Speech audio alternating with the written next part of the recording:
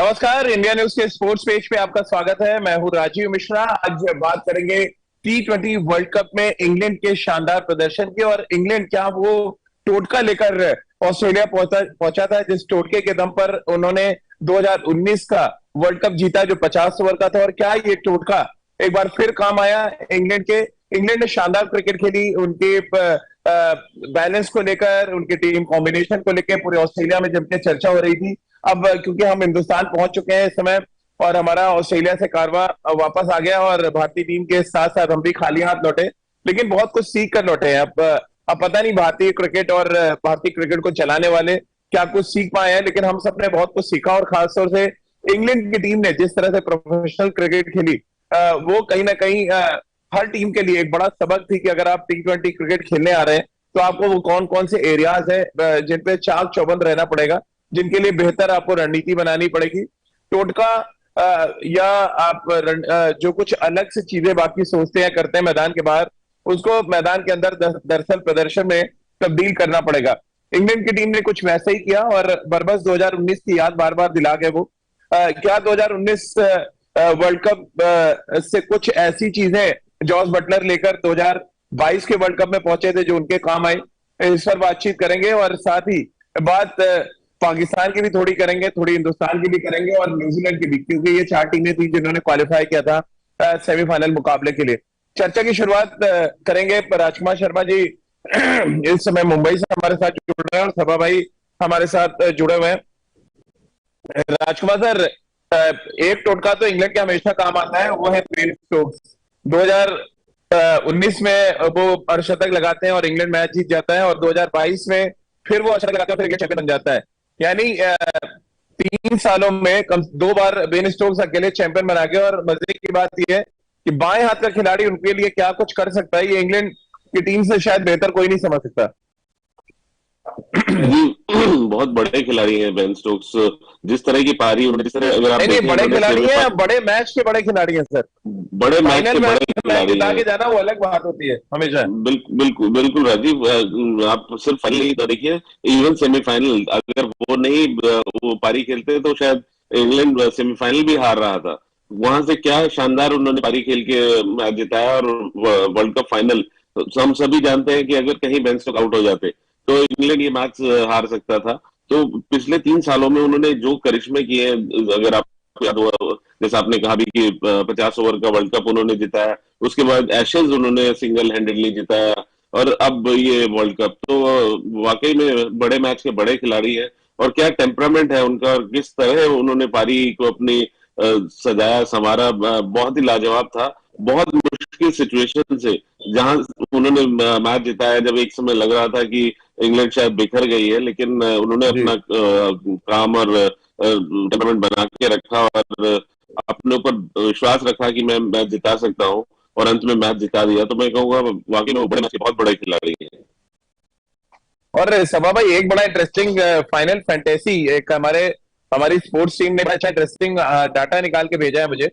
इसमें है कि गौतम गंभीर 97 बनाते हैं 2007 वर्ल्ड कप में, और 2011 में 75 बनाते हैं, और इंडिया वर्ल्ड कप दोनों जीत जाता है बाएं हाथ के खिलाड़ी। श्रीलंका की बात करें, 2007 में संगकारा 54 रन की पारी खेलते हैं, और उसके बाद 2009 और 2014 में संगकारा 64 और 52 रन बनाते हैं नॉकआउट, और तीनों बार श्रीलंका जीत जाता है यहाँ पर वर्ल्ड कप अलग अलग फॉर्मेट में। अब बेन स्टोक्स की बात करें, बेन स्टोक्स 2019 में 84 नॉट आउट, और 2022 में 52 नॉट आउट, दोनों बार इंग्लैंड जीत जाता है। ये क्या बाएं हाथ का जो टोटका है, ये वाकई वर्ल्ड कप के फाइनल्स में बड़ा काम आता है, आप मानते हैं? मेरा तो ये मानना है कि ऐसे प्लेयर्स को आपको टीम में रखना चाहिए जो बड़े मैच में परफॉर्म करें, नॉकआउट मैच में परफॉर्म करें, जो विश्व कप के फाइनल मैच में परफॉर्म करें।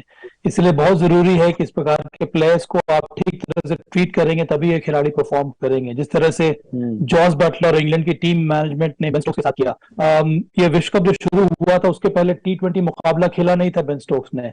जैसे जॉस बटलर को कप्तान बनाया गया, सबसे पहला काम उन्होंने यही किया कि वो बेन स्टोक्स के पास गए, उन्होंने उनको बताया कि यही आपकी प्रोफाइल रहेगी, और प्रोफाइल रही क्या बेन स्टोक्स की। उनको ये कहा गया कि आपको नई गेंद से 1 या 2 ओवर डालना है, और मिडिल ओवर्स आपको 1 या 2 ओवर डालने होंगे। हो सकता है कि एक मैच में आपको 4 ओवर डालने की आवश्यकता भी ना पड़े, आप अंतिम के ओवर्स नहीं डालेंगे। आपका काम यह है कि जब बल्लेबाजी करने जाएं तो आप प्रेशर को सोक करें। उसके इर्द गिर्द जो हमारे खिलाड़ी हैं वो पावरफुल शॉट्स खेलेंगे, वो अच्छे स्ट्राइक रेट के साथ खेलेंगे।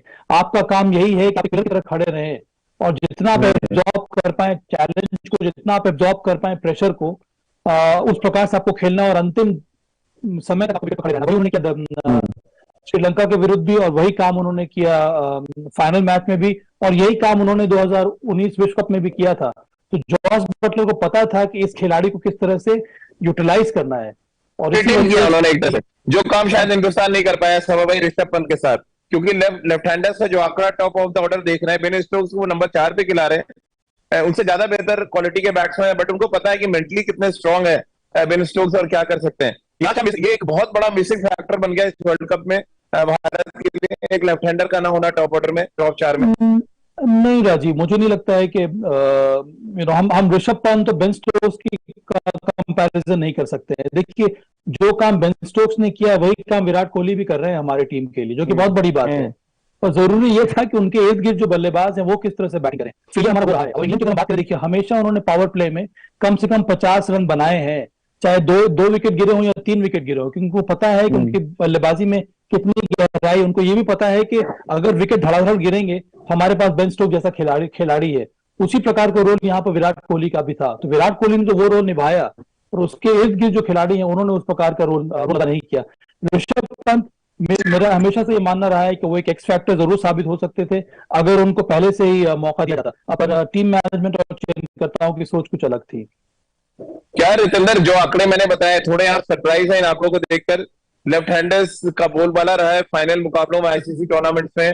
गौतम गंभीर 2 बार, कुमार संगकारा 4 बार, अब बेन स्टोक्स लगातार 2 बार, 2021, 2019 और 2022। को भूल गए डेविड वार्नर और मैथ्यू वेड, पिछली बार विश्व कप, बिल्कुल बिल्कुल। वर्ल्ड कप T20 में।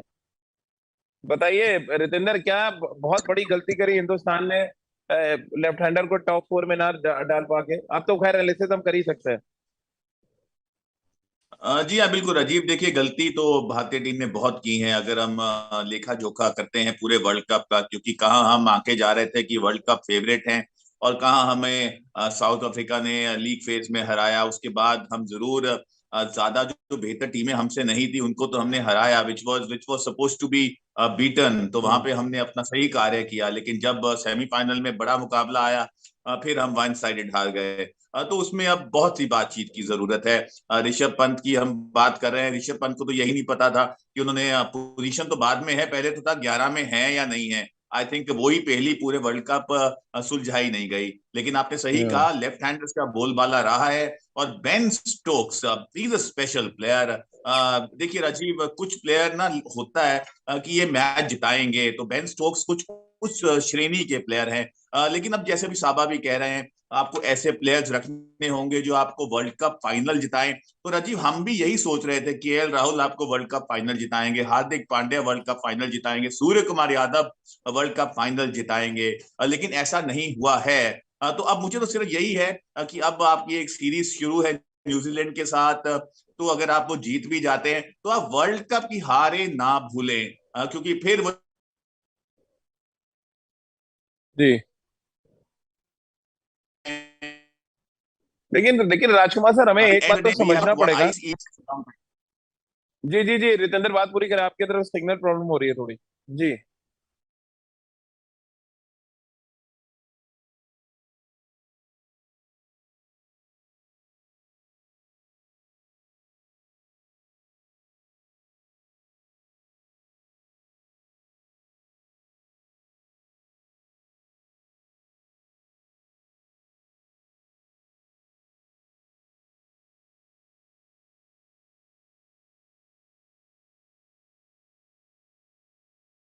अपने मैच विनर्स को, उन्हें आप, क्योंकि ये इस तरह के खिलाड़ी हैं जो कि अपने दम पर मैच जिताते हैं, तो राजीव बहुत ज्यादा कंसिस्टेंट नहीं होते कई बार। और हम्म। आपको वो लिबर्टी इनको देनी होती है कि आप जाके अपने स्ट्रोक्स खेलिए। कभी ऐसा होता है कि आप स्ट्रोक्स खेलते हुए आउट भी हो जाते हैं, तो उनको डेंजर नहीं होना चाहिए अपनी पोजीशन का कि अब आगे मैं खेलूंगा या नहीं। अगर मेरी 2 फेलियर हो गए या मेरे 3 फेलियर हो गए, तो ऐसा तो नहीं कि टीम मैनेजमेंट मेरे ऊपर भी क्वेश्चन मार्क लगा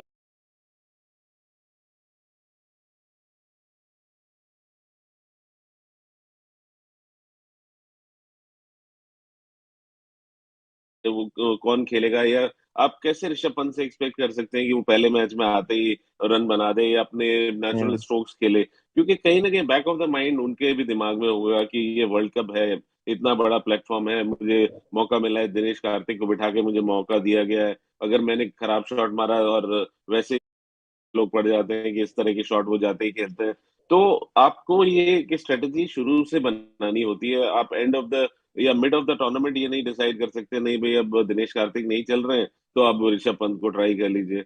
आप हाँ। पहले से क्लियर होना चाहिए आपको, जो मैच विनर प्लेयर्स हैं, ऋषभ पंत हुआ, हार्दिक पांड्या हुआ, या even Dinesh Karthik for that matter, कि they should be given a long rope कि आप खेलिए जाके अपने स्ट्रोक्स, और till the time you are playing for the team, आप आउट भी हो रहे हैं तो कोई बात नहीं, थोड़ा सा असेस कीजिएगा अगर आप फेल हो रहे हैं हम्म। तो अपने गेम को, लेकिन आप खेलेंगे। तो वो यहाँ पर मुझे लगा कि कहीं ना कहीं एक इनसिक्योरिटी थी वो टीम मैनेजमेंट की तरफ से कि कौन खेलेगा, और ऋषभ तो बिल्कुल भी कॉन्फिडेंट नहीं लगे, क्योंकि उन्हें शायद लगा ही नहीं था कि वो पूरे टूर्नामेंट में जब पहले मैचेस नहीं खेले कि हाँ, बाद में भी मुझे मौका मिलेगा।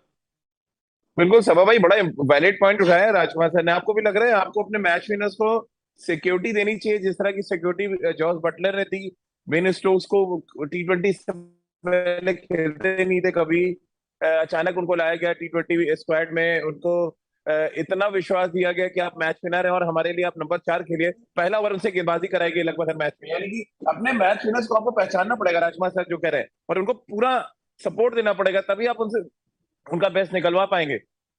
हार्दिक हमारे पास मैच विनर थे, दूसरे मैच विनर ऋषभ पंत, जिनके बारे में आप बहुत दिनों से कह रहे हैं, लेकिन वो फेथ, वो विश्वास शायद टीम मैनेजमेंट दे नहीं पाया उनको। और यही परेशानी रही है भारतीय टीम की। देखिए, ये विश्व कप के लिए प्लानिंग हमारी पिछला विश्व कप जो हम हारे उसके बाद ही शुरू हो जानी चाहिए थी। हम्म। हम लोगों ने, अगर ठीक प्रकार से अगर हम एनालिसिस करेंगे, आप देखिए कितने सारे खिलाड़ी T20 खेले हैं पिछले एक साल में।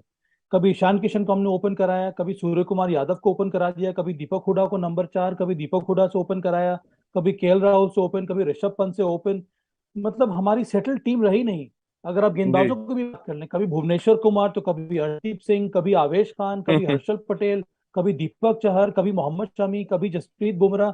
अरे भाई, एक तो कहीं ना कहीं आपको रोकना पड़ेगा कि ये मेरे 15 या 18 प्लेयर है, मैं इन्हीं को खिलाऊंगा। हमारा जो निर्णय है, जो डिसीजन मेकिंग रहा है, बहुत ज्यादा फ्लिमजी रहा है राजीव, हम्म। चयनकर्ताओं का भी और टीम मैनेजमेंट का भी। आज राजकुमार शर्मा के ऊपर विश्वास है, कल सोढ़ी के ऊपर विश्वास है। चलिए, सोढ़ी के ऊपर विश्वास तो रखना भी चाहिए। कभी राजीव मिश्रा के ऊपर विश्वास है, तो कभी सबा करीम के ऊपर विश्वास है।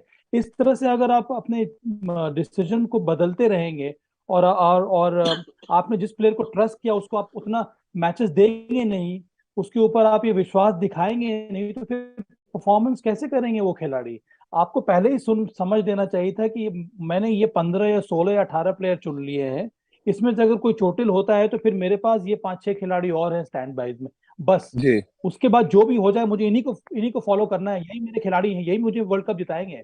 उस तरह का हमें देखने को मिला नहीं। हम लोगों ने बहुत सारे चेंजेस किए राजीव। जी, ये बड़ा इंपॉर्टेंट मुद्दा सभा भाई ने भी उठाया। रितेंद्र, सहमत है आप जो कुछ राजकुमार सर कह रहे हैं, या जो सभा भाई ने कहा कि इंग्लैंड ने अपने मैच विनर्स को अपने वो T20 के शायद बेन स्टोक्स खेलना भी नहीं चाहते, जब उनको लाया गया टीम में उनको विश्वास दिया गया कि आप हमारे मैच विनर बनेंगे, और उन्होंने कर दिखाया। पहला ओवर उनसे गेंदबाजी पूरे टूर्नामेंट में कराना, फिर नंबर 4 पे उनको बैटिंग कराना, जो शायद बहुत बड़ा एक तरह से कहा जाए कदम था इंग्लैंड टीम मैनेजमेंट की तरफ से। और जितनी तारीफ है माइक हंसी की कितना कम है, जिस तरह से उन्होंने वर्कलोड मैनेज किया, जिस तरह से टीम वो अपनी लेके चले यहाँ पे। कैसे आप देख रहे हैं, क्या मैच विनर्स को पहचानना बहुत जरूरी है आज के डेट में, खासतौर से शॉर्टर फॉर्मेट में? और इसी वजह से बेन स्टोक्स आपको टूर्नामेंट जिता के ले जाते हैं। हमारे पास मैच विनर होते हुए भी हम टूर्नामेंट नहीं जीत पा रहे पिछले 15 साल से, T20 वर्ल्ड कप खासतौर से। रजी, सबसे पहले तो यहाँ पे आज मौसम बहुत खराब है चंडीगढ़ में, तो सिग्नल थोड़ा ऐसा वैसा ही चल रहा है। लेकिन जी। जब तक सिग्नल है, मैं यही बताना चाहूंगा, जो अभी देखिए साबा ने बात की, वर्ल्ड कप के लिए प्रेपरेशन बहुत जरूरी है। और एक हम कल शो कर रहे थे राणा जी के साथ, और वहां पे यही बात हो रही थी, जब साबा ने भी ये पॉइंट उठाया कि अगर हम ऑस्ट्रेलिया की बात करें, इंग्लैंड की बात करें, साउथ अफ्रीका, न्यूजीलैंड की बात करें, जो सब कॉन्टिनेंट टीम्स हैं, वो T20 क्रिकेट में बहुत पीछे हैं। अगर हम प्रेपरेशन की बात करते हैं, अगर हम अडेप्टेबिलिटी की हम्म। बात करते हैं, और वो नजर आया है। राजीव, आप देखिए 6 ओवर में मुझे तो अभी तक समझ नहीं आ रहा कि आप सेमीफाइनल में 10 ओवर में 60 रन बनाते हैं तो आप कब हिटिंग करेंगे, कब आप मारेंगे, किसका इंतजार आप कर रहे हैं? क्योंकि अगर आपने पहले 6 ओवर छोड़ दिए हैं तो आप एक बड़ा रिस्क ले रहे हैं। अगर रन नहीं जो नहीं, मुद्दा बाद में मुद्दा नहीं। रितेंद्र, मुद्दा कुछ और हम यहाँ पे उठा रहे हैं। हम ये कह रहे हैं क्या हम अपने मैच विनर्स को पहचान नहीं पाए, हम उनको वो सिक्योर एनवायरनमेंट नहीं दे पाए। वो तो चलिए हो गया, 10 ओवर में 60 रन। आगे हम क्या कर रहे हैं? इंग्लैंड ने जो किया, क्या हम उससे सबक ले पा रहे हैं? क्या हम अपने पास बेन स्टोक्स तैयार कर पाएंगे? क्या हमारे पास जॉस बटलर तैयार होगा? ये सारे एक्स एक्स प्लेयर है, एक्स फैक्टर वाले प्लेयर्स हैं, ये सारे मैच विनर्स हैं। आपके पास भी है, लेकिन आप वो सिक्योर एनवायरनमेंट नहीं दे पा रहे हैं। इस पे बातचीत हो रही है। देखिए राजीव, सिक्योर इन्वायरमेंट तो आप तब देंगे ना अगर आप वैसे सोचेंगे। आपको अपनी सोच तब्दील करनी होगी। आप ऋषभ हम्म। पंत की बात कर रहे हैं, आपने एक समय ऐसा था सूर्य कुमार यादव को ओपन करवाया। जब हम इंडिया न्यूज के माध्यम से बात कर रहे थे कि सूर्य कुमार यादव हो सकता है शायद अब ओपन करें, तो आपको देखिए अडेप्टेबिलिटी तो करनी होगी। आपको मौके पे चौका लगाना होगा। आप जानते हैं कि 6 ओवर में भारतीय टीम ने स्ट्रगल किया है बड़े तरीके से। तो आप वहां पे क्या कर रहे हैं? आपने क्या किया? आपने केएल राहुल का इंतजार किया, उनकी फॉर्म आएगी, फॉर्म आएगी, फॉर्म आएगी। आई नीदरलैंड्स के खिलाफ, उसके बाद हमें लगा कि उन्होंने बहुत बड़ा अजूबा कर दिया है। आपको क्या चाहिए था? आप ऋषभ पंत को ऊपर लेके आते, बेन स्टोक्स वो हमारे साबित हो सकते थे। आपने वैसा नहीं किया। आप सूर्य कुमार को ऊपर लेके आ सकते थे कि वो आए और जैसे वो खेलते हैं आपको इम्पेटस दे पहले 6 ओवर में, लेकिन ऐसा कुछ किया नहीं गया है। तो प्लानिंग बहुत जरूरी है। अगर आप अब भी ऐसे ही हाथ पे हाथ रख के बैठेंगे या ऑर्थोडॉक्स थिंकिंग के साथ चलेंगे तो अगला वर्ल्ड कप भी कुछ ऐसा ही सूरत हाल होगा। जी। तो तैयारी अभी से शुरू होनी चाहिए। आपके मैच विनर्स हैं, आप उनको आइडेंटिफाई कीजिए। हार्दिक पांड्या, ऋषभ पंत आपके पास ताबड़तोड़ खिलाड़ी हैं T20 क्रिकेट के लिए। सूर्य कुमार यादव एक और बड़ा चेहरा है। तो आपको कहीं ना कहीं इनको अब रिस्पॉन्सिबिलिटी देनी होगी। और जो तैयारी है, 50 ओवर का वर्ल्ड कप ज्यादा दूर नहीं है, उसकी तैयारी अभी से ही शुरू होनी चाहिए। जैसे अभी साबा ने कहा, आप बॉलर्स को रोटेट करते जा रहे हैं, आप बल्लेबाजों को रोटेट करते जा रहे हैं। डीके खेलेंगे, ऋषभ पंत खेलेंगे, पता नहीं। आपने 10 बॉलर खिला दिए। आपको यही नहीं पता था आपका वर्ल्ड कप का लाइनअप क्या होगा। मोहम्मद शमी के पास आपको दोबारा जाना पड़ा। तो that was again a forced inclusion, क्योंकि बुमराह नहीं थे। तो जी हाँ, मुझे लगता है हम्म। प्रेपरेशन बहुत जरूरी है किसी भी प्रीमियर इवेंट से पहले। और भारत ने वहां बड़े बड़े तरीके से वहां पे चूका है।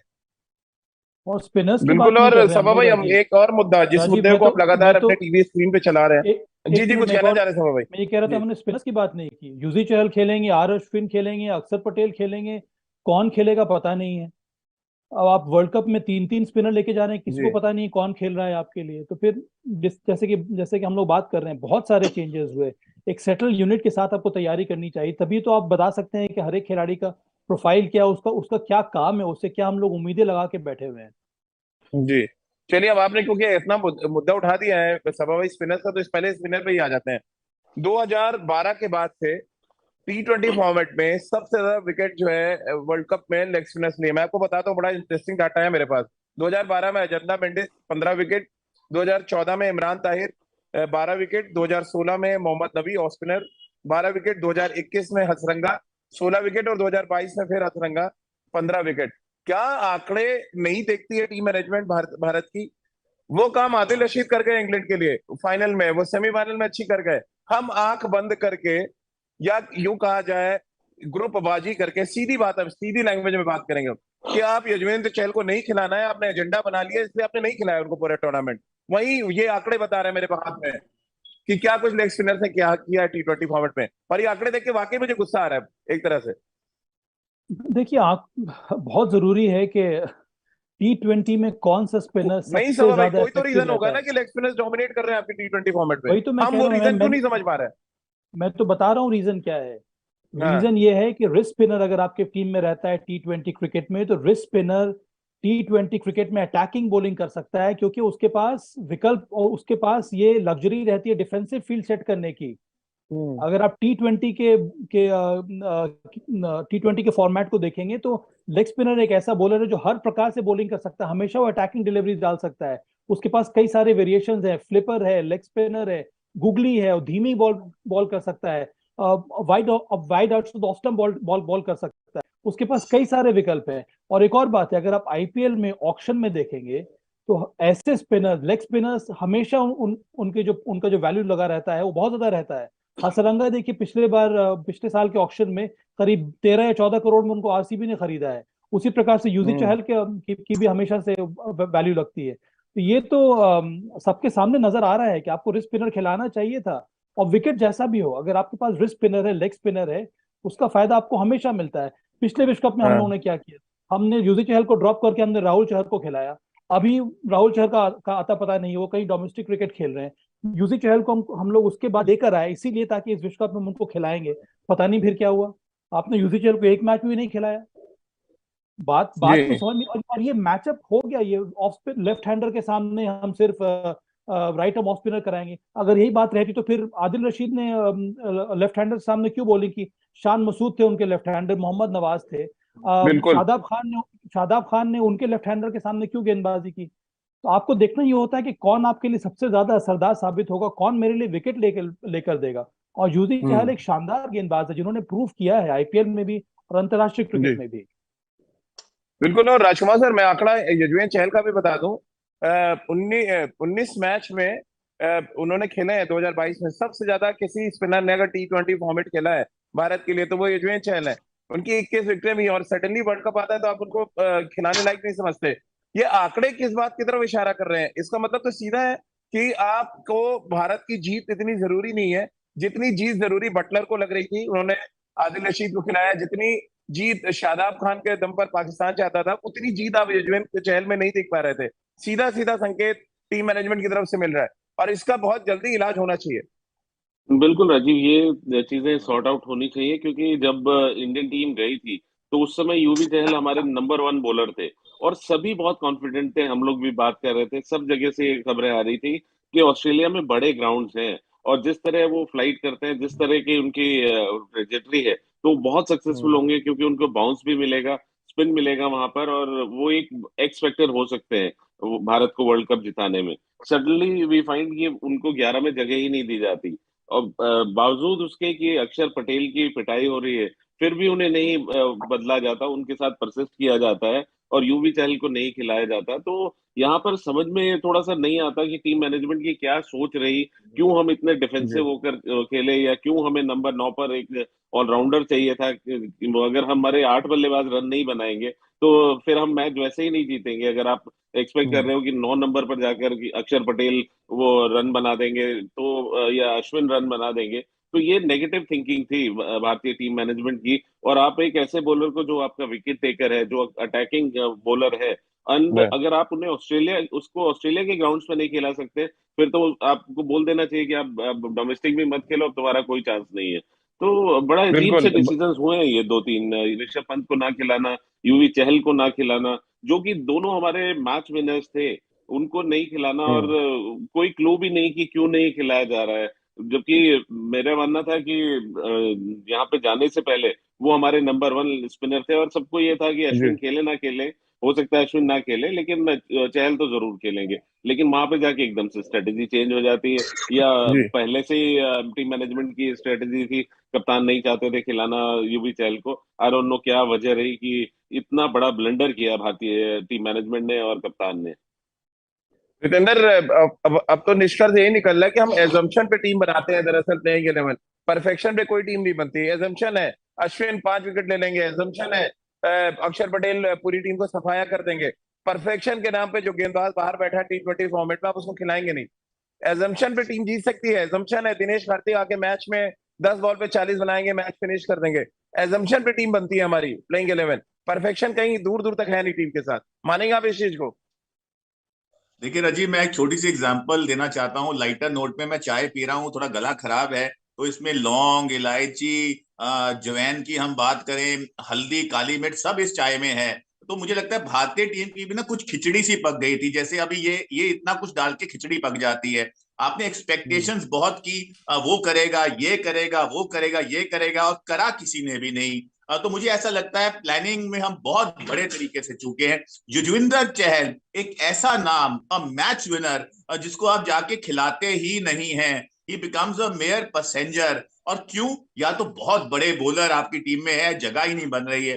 आर अश्विन को आप खिलाते हैं। आर अश्विन का तो ये भी सवाल उठ रहे थे कि वो T20 अभी खेलेंगे भी या नहीं खेलेंगे, उनको टीम में होना चाहिए नहीं होना चाहिए, बट वो वहां जाते हैं, आपके प्रीमियर बॉलर बन जाते हैं। तो जी हाँ राजीव, देखिए lots of things has to be answered, because ये वर्ल्ड कप की हार ने बहुत बहुत ज्यादा हमें, मुझे लगता है कहीं ना कहीं इंट्रोस्पेक्शन मोड में अब डाल दिया है। बल्लेबाजी किसको खिलाना है, ऋषभ पंत आपका चैंपियन प्लेयर, उसको भी यही लगता रहा वो खेलेगा नहीं खेलेगा। डीके ट्राइड एंड टेस्टेड, देखिए वो हमारे समय के प्लेयर हैं, मैं मानता हूं अभी तक उन्होंने अपनी फिटनेस कायम रखी है, बहुत अच्छे मैच विनर हैं, अच्छी हिटिंग करते हैं, but when you compare him with Rishabh Pant, then Rishabh Pant is always the first choice. Why DK, why DK? So that is where मुझे लगता है अब भारतीय टीम को बहुत से सवालों का जवाब देना होगा। एक और फैक्टर है जिसमें चलते चलते बात कर लेते हैं सभा भाई, और वो फैक्टर रहा, एक तो बेन स्टोक्स, यानी कि जिन्होंने इंग्लैंड के लिए बड़ा फर्क डाल दिया इस टूर्नामेंट में 2019 की तरह। दूसरा बड़ा फर्क मैं देख रहा हूँ पहले 6 ओवर का। भारत का एवरेज जो है 37 रन का है, और इंग्लैंड का 52 रन का औसत है पहले 6 ओवर में पूरे टूर्नामेंट में। क्या ये बड़ा फर्क लग रहा है आपको सभा भाई? सबसे बड़ा फर्क तो T20 फॉर्मेट में यही होता ही है राजीव, चाहे आप एक जी। विकेट आप गवाएं या 2 विकेट गवाएं या 3 विकेट गवाएं, 50-55 रन अगर आप बना लेते हैं तो वो बहुत बड़ी बात होती है। देखिए मैं सिर्फ एक आपको उदाहरण दे रहा हूँ, एक इंसिडेंट आपको बता रहा हूँ जो दर्शाएगा कि इंग्लैंड कितना आगे है अन्य टीमों से, विशेष करके एशियन टीम से। जॉस बटलर उनके कप्तान हैं, सबसे अच्छे बैटर हैं, T20 क्रिकेट में ओपन करने आए हैं, उनके सामने नसीम शाह गेंदबाजी कर रहे हैं। 138 रन इंग्लैंड चेस कर रहा है। नसीम शाह की एक ओवर में नसीम शाह ने जॉस बटलर को, बॉल इतनी ज्यादा मूव कर रही थी off the deck, off the seam इतना ज्यादा मूवमेंट था कि 3 बार उनको बीट किया लगातार। जॉस बटलर को नसीम शाह ने गति से भी और मूवमेंट से 3 बार बीट किया। चौथी गेंद पर जी। जॉस बटलर ने क्या किया कि जॉस बटलर ने लाइन को कवर किया और स्कूप शॉट खेला। ये हाँ। पावर प्ले की बात मैं कर रहा हूँ, ये दर्शाता है, ये इंसिडेंट एक्सप्लेन करता है कि हम कितने पीछे हैं। उस प्रकार का रिस्क आपको लेना होगा, उस प्रकार की सोच आपको रखनी होगी, तभी आप गेम में आगे बढ़ेंगे, तभी हम ऑपोजिशन से आगे रहेंगे। देखिए आप मैच कब जीतते हैं, आप टूर्नामेंट कब जीतते हैं, जब आप जो जिसको अंग्रेजी में हम लोग कहते हैं you're always ahead of the curve. कहने का तात्पर्य यही है कि जब तक आप ऑपोजिशन के आगे नहीं सोचेंगे, प्लानिंग नहीं करेंगे, उस तरह से खेलेंगे नहीं, आप भले 1-2 मैच जीत सकते हैं, बट टूर्नामेंट आप कभी भी नहीं जीत सकते हैं। हम्म ये बड़ा स्टेटमेंट है राजकुमार सर, कैसे आप देखते हैं? सभा भाई ने बहुत बड़ी बात बोली है ये। नहीं, बिल्कुल राजीव, हमें अपने चेंजेस तो करने होंगे अपनी स्ट्रेटजी में, अपनी प्लानिंग में, अपनी थिंकिंग में। सबसे बड़ा हमें ये होगा कि हमारे जो थिंक टैंक है, भले वो हमारे सेलेक्टर है या भले कोच है या कैप्टन है, मैं साफ कह रहा हूँ कि कहीं ना कहीं they have to be on the same page, और उन्हें कहीं ना कहीं प्रोग्रेसिव माइंड से ये देखना होगा कि T20 के लिए कौन से खिलाड़ी जरूरी हैं या कौन से खिलाड़ी तैयार हैं, या किन को हमें यंगस्टर्स को खिलाना है। क्योंकि आपको अब थोड़ा सा चेंजेस करने होंगे, आपको थोड़े रिस्क लेने होंगे अगर आपको T20 चैंपियनशिप जीतनी है, क्योंकि ये डिफरेंट बॉल गेम है। आप एक टेस्ट प्लेयर को नहीं एक्सपेक्ट कर सकते कि एवरी टाइम वो T20 में जाकर 150 की स्ट्राइक रेट से रन बनाएगा। उसके लिए आपको एक डिफरेंट, मैंने जैसे पहले भी कहा था राजीव शो में, कि भारत को एक T20 के लिए एक अलग टीम बनानी होगी। आपको 50 ओवर्स के लिए अलग प्लेयर्स छांटने होंगे, और टेस्ट क्रिकेट के लिए भी अलग प्लेयर्स देखने होंगे। तो कहीं ना कहीं सोच थोड़ी बड़ी करनी होगी सेलेक्टर्स को, टीम मैनेजमेंट को, और बड़े डिसीजंस लेने होंगे। बिल्कुल, लेकिन ये बड़े डिसीजंस लेंगे कैसे सभा भाई, जब आप वही के assumption पे टीम बनती रहेंगी? आप जो परफेक्शन वाले खिलाड़ी उनको आप खिलाएंगे नहीं, जो काम इंग्लैंड ने करके दिखा दिया इस वर्ल्ड कप में। 2019 वो वर्ल्ड कप जीत गए, 2022 वर्ल्ड कप जीत गए, और T20 फॉर्मेट में जैसा आपने बोला, वाकई जब आप उसको फिर एनालिसिस करें तो लगता है वाकई इंग्लैंड बहुत आगे हमसे खड़ी है। मैचअप कैसे करेगी इंडिया इंग्लैंड से? बहुत मेहनत की जरूरत है राजीव, और कंप्लीट ओवरहॉल की जरूरत है, ना ही नेशनल टीम में, पर मुझे लगता है जिस तरह से हम T20 डोमेस्टिक क्रिकेट भी खेल रहे हैं, मैंने अभी जी। सारे मैचेस देखे हैं सैयद मुश्ताक अली के, अभी भी हम उसी प्रकार से कंजर्वेटिव और टीममेट क्रिकेट खेल रहे हैं। आईपीएल में भी मुश्किल से 1 या 2 टीमें हैं जो थोड़ा बहुत हट कर खेल रही हैं। उसके अलावा हमारा जो डोमेस्टिक सर्किट है वहां पर भी हम उसी प्रकार से खेल रहे हैं जिस तरह से हमारी नेशनल टीम खेल रही है। तो हमें उस प्रकार हम्म। के खिलाड़ी तैयार करने होंगे। इसीलिए बहुत जरूरी है कि हमारे जो कोचिंग स्टाफ है वो पहले समझे, उसको पहले परख होनी चाहिए इस टेम्पलेट की। ये मॉडर्न डिमांड है जो T20 का, उसकी परख होनी हम्म। चाहिए। इंग्लैंड ने वही किया है। इंग्लैंड ने ना ही केवल अपने नेशनल टीम में इस तरह के अप्रोच को लेकर आए हैं, पर जितने उनके T20 ब्लास्ट जो होता है या हंड्रेड्स होता है, वहां पर उन्होंने इस तरह के प्लेयर्स चुनना शुरू कर दिया है। आप देखिए हैरी ब्रुक्स आए खेलने के लिए, फिल सॉल्ट आए खेलने के लिए, रन भले भले ही उन्होंने 10-15 रन बनाया होगा, पर वो एग्रेशन तो है, वो इंटेंट तो है, वो तभी हो पाएगा। आप प्लेयर्स, हम लोग बात कर रहे हैं प्लेयर नए प्लेयर लाने की, पर नए प्लेयर को भी तो इसी प्रकार से बल्लेबाजी करनी होगी, यही एग्रेशन दिखाना होगा। हाँ, क्योंकि अब नए आप प्लेयर तैयार लेकर ऐसा कर आकर रहे हैं कोई फायदा जी। नहीं है, क्योंकि हम एक लेवल नीचे भी वही काम कर रहे हैं जो हमारी नेशनल टीम कर रही है। तो जब तक कि हम नीचे से परिवर्तन लेकर नहीं आएंगे, तब तक ऊपर में हम क्या एक्सपेक्ट कर रहे हैं कि हम परिवर्तन लेकर हम परिवर्तन को हासिल करेंगे? वो नहीं होने वाला है। इसीलिए it requires a major overhaul. मैं कई बार भावुक हो जाता हूँ, क्योंकि मुझे लगता जी है कि बहुत कुछ करना है हमें अभी भी वहां तक पहुंचने के लिए, विश्व बिल्कुल। कप जीतने के लिए। जितेंद्र, वाकई तो बहुत ज्यादा ओवरहॉलिंग की जरूरत है, रिपेयरिंग भी नहीं कह सकते अब तो।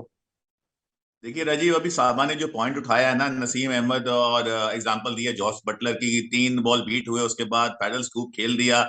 और यहाँ पे देखिए, हम केएल राहुल इंडियन टीम के एग्जांपल लीजिए। अब केएल राहुल पैडल स्कूप कहाँ से खेलेंगे? वो तो इंतजार कर रहे हैं कि अपनी जगह को सीमेंट करें, अगला मैच खेलना है नहीं खेलना। उनका जो माइंडसेट है वो उस मोड में गए हुए हैं जहां पे वो फॉर्म हासिल करना चाहते हैं। और यहाँ पे इंटेंट की जो हम बात करते हैं राजीव, आपने क्या किया? आप जी जानते थे 6 ओवर में रन नहीं बन रहे हैं, आपको टेम्पलेट सेट करना है, आपको 6 ओवर में इंपेक्टेस हासिल करना है। आप ऋषभ पंत को भेजिए, उसको बोलिए जा भाई तू उड़ा जाके। आप दिनेश कार्तिक को भेजिए, जा भाई उड़ा तू, हमें रन चाहिए 6 ओवर में 70 रन। तब विराट कोहली आके, सूर्य कुमार यादव आके गेम को संभाल लेंगे। लेकिन ऐसी कोई कोशिश नजर नहीं आई है। तो मुझे हाँ ऐसा लगता है, आप जितने मर्जी प्लेयर ले आइए, रणजी ट्रॉफी, सईद मुश्ताक अली से प्लेयर उठाइए, लेकिन जब तक इंटेंट क्लियर नहीं होगी। इंटेंट क्या है? T20 की डिमांड क्या है? You just to go and hit the ball, bang the ball, to get that impetus, to get that 70-80 run in those overs. England ने क्या किया?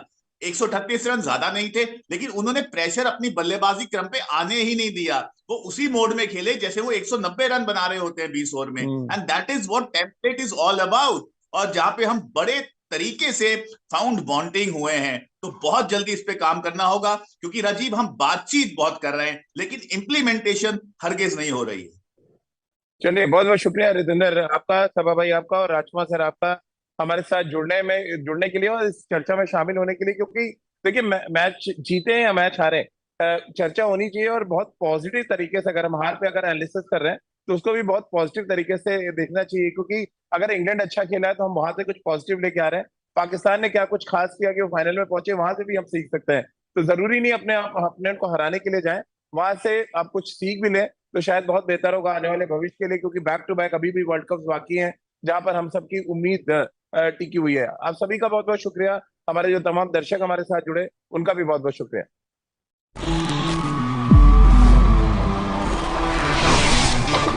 कितना था कपिल? अच्छा, ठीक है, बताओ मामला। चलो, बड़े दिन बाद 8 से जुड़े होंगे, हाँ?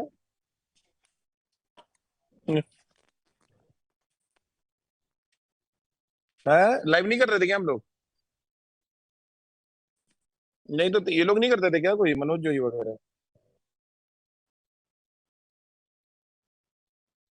अच्छा अच्छा, चलो ठीक है।